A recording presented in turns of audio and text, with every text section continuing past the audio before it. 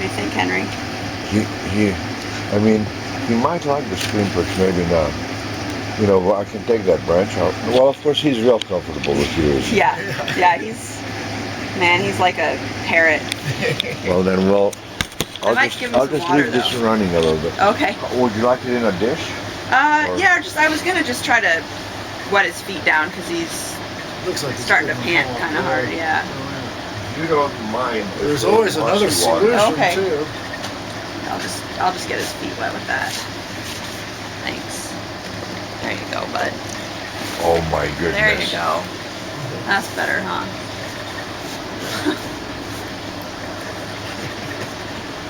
Yeah, that's better. I know he's like the most urbane falcon I have ever been around. Yeah, he's little puppy dog. He's a different one, yeah. I got him at about, I think, 10 or 15 days. Oh, really? He was still all white, downy. Yeah. You know. Well, he knows you. Yeah, yeah. Pretty much bonded to him pretty well. Yeah, exactly. I'm with you. But yeah, I let him loose in my room every morning, and he basically just bounces around. I mean, the falcon that taught me the most, I think, that I know about how falcons might feel was the ISPLs that I got at about the same age. Okay. You know, I think, maybe a tiny bit older. Yeah.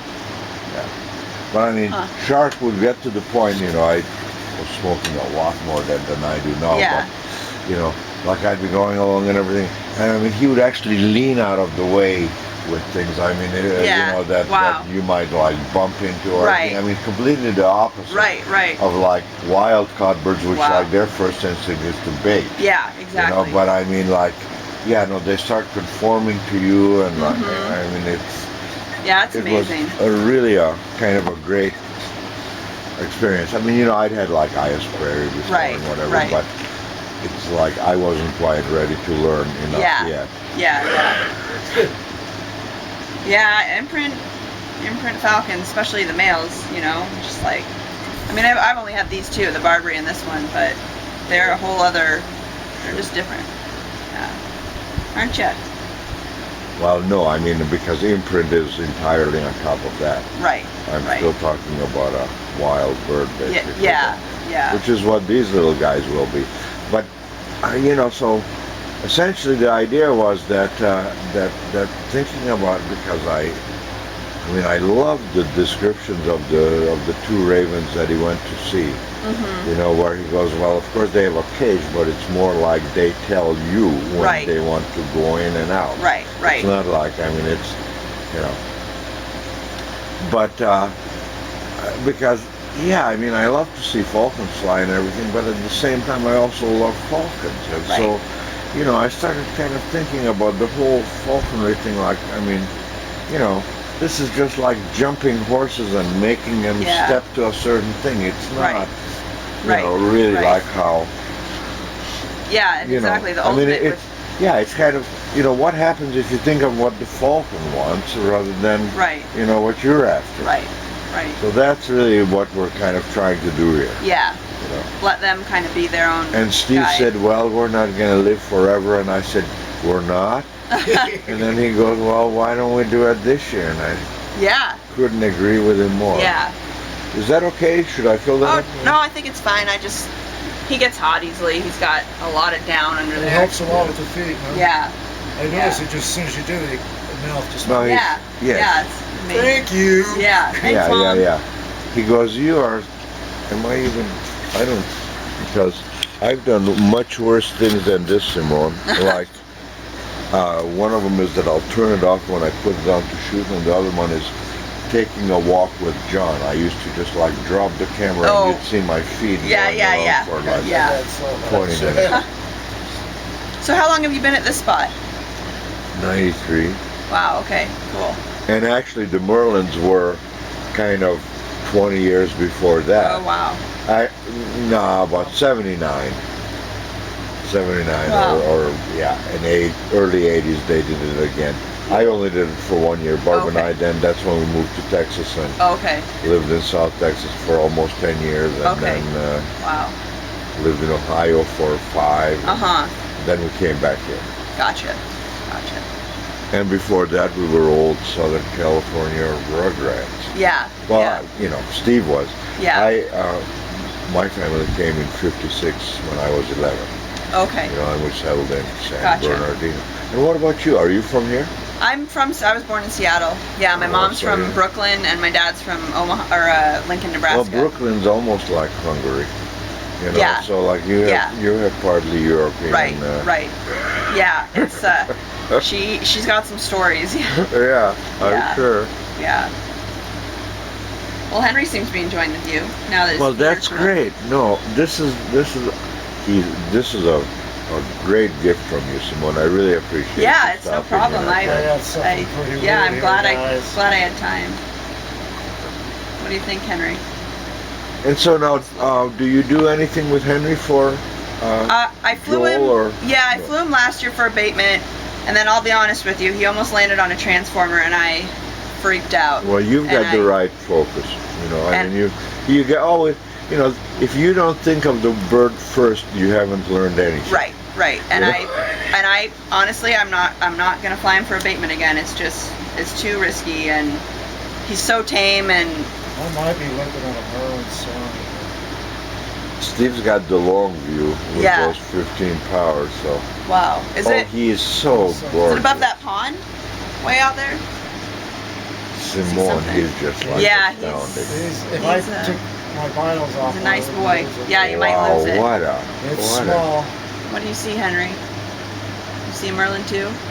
Do you see what I'm saying? Well, he's sure looking. Yeah, I see. If you've got somebody that is agreeing with. Here. It looks pretty Falcon for him. Well, you're the eyes. See, Steve has a little bit of. He hears out of the ear that's pointed towards you. Okay. And I hear out of the other ear. Okay, gotcha. So together with his eyes and two pairs of ears. Right. It's like the odd falconry couple. Yes, definitely. Go on, man. Do something.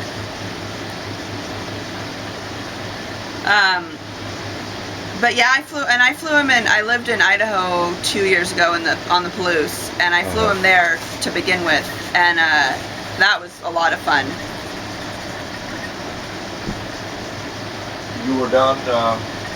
I was near Moscow. Oh yeah. And so Pullman. Yeah, and I flew him out there, and that was a blast, and it was a lot safer than the abatement stuff, of course. And I've got some mixed feelings about abatement. I'm not sure how much longer I'm gonna do it. It's kind of weird. I was with Alan for a few days there, and yeah, Steve went down and did it a little bit. Yeah. Kind of was. I just he kept those birds hooded 24 hours a day. Really? Yeah. We flew them.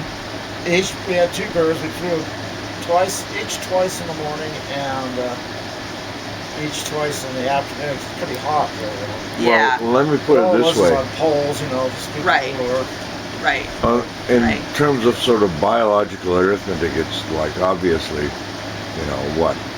shoot them, kill them, whatever. So it's. But the thing is that I don't. I kind of don't think that you have to do even the abatement in as regimented a frigging, Marine Corps way that it's being done. And maybe, Simone, what would you think about advising us on that? On like how you do, essentially, what you do is you get permits for like a nestful of birds that'll keep things away. Yeah. And you hack them back. Right. For the summer. Yeah. That cool isn't it a lot more humane way of doing it than there isn't this anymore. Like, that way you insert yourself because it's a lot less of an insertion than creating a giant breeding project that then just cranks them up at a rate that some of those guys are already about ready to have Walmart sales because there are too many birds.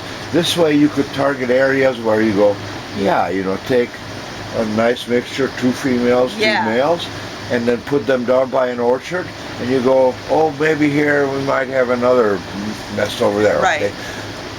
But, of course, the timing, because... Yeah, the timing could be... Well, see, but that's the whole frigging thing is that we can never, again, just kind of say the timing and then go like, well, that's it, because that's what got us into the problem that we're in right now in all of biology. Yeah. is that the big corporations are always trying to look at nothing but that bottom line cost. Right. But unfortunately, what happens is that that's not really the bottom line cost, as every Exactly. biologist clearly Right, knows. right. It's just that you get to flush it away, and you're Yeah. not charged Right. the real cost. Yeah, the Okay? actual. If yeah. if you're able to put together the real cost, Mhm. then you can. I mean, I don't know what the hell. Maybe we have to get South American birds, because the things, applomatos. I could see freeing applomatos are done early enough Yeah. for the cherry crop. Right. Hell, why not introduce them here? Yeah. They'll probably migrate back down to Tamaulipas or wherever Right, the hell. right. That may be the real way to repopulate Arizona. Yeah. Is to bring To you let up 'em go here here. for the summer. Yeah. That's what this becomes Yeah. like a real nice, xeric lushness. Right. Down in those Right. places where they're doing that. Yeah. And I mean, those are the kind of biology ideas that I would like to get To involved explore, in yeah. and try to be able to influence a little bit. Right. Maybe Right. maybe I'll come up to the Steve's get together. Yeah. Yeah. On Well, they were my make first it. two falconer friends, Hans Really? and Steve. Sure. When Okay, I went to okay. Berkeley, when I was 17, Hans Yeah. was the Oh, neat. one of the assistants. Steve was his field buddy, That's awesome. and so I love Steve. I've never met Hans. I have he sent me a print of tufted jays a couple of years ago. Yeah. And I love that. And we wrote back and forth a little bit, but I've never met him in person. But Steve Herman is. Well, He's a Hans gem. is your, just as much as like Sherlock Holmes is the typical idea of the reserved English kind of Really? character. Okay. Hans is the typical Professor Herr Doktor, Huh. even though he doesn't have a PhD, but he did teach at Chabot College Yeah. all his Yeah. life. Yeah. And so he's greatly into all that. And so basically, that's where I kind of got my falconer training. Okay, I didn't realize that. Well, I mean, there's Partly. a guy down in Southern California, Bob McCullum, who was really the first Okay. falcon flyer Okay. that I saw. So as Huh. kind of a kid falconer, I would Yeah. go around and see all these different opinions and ideas right. about things, and I kind of wouldn't say very much, but I would just kind of Take it all in. Yeah. Yeah. That would be great if you could make it to Steve's. I'm going to try to go. I haven't been in probably 3 or Well, 4 that's my years. favorite way down is on 390. Well, that's actually that's 395. 395, That's okay. off of 390. I've never. Usually I go from the west side, but Well, yeah, since I'll be in of course. Spokane. Beautiful, dry. Yeah. No, that's a crazy. That goes by the Abert Plateau. I don't know if you know that area. I've heard of that. That's southern Yeah. Oregon, and there's a pretty high, the higher desert plateau, and the Right. road drives at the bottom rather than at Okay. the top with Abert Lake. Which is kind of like Abert Lake's kind of like a big northern version, or actually slightly smaller version of Klamath Lake. Okay. The same kind Gotcha. of thing near Gotcha. about the center of the state. Yeah, good old Steve. I was with him in Mexico when he turned, I think, 77, 78, Yeah. just this last Yeah. February. Well, so that means he was exactly as much older as my brother, Oh, yeah? Yeah. Okay. who's been dead. He was the first to go in our entire family. Oh, so really? He's been gone the longest. Wow. Yeah, 82. Okay. Yeah. Did you get anything, Steve?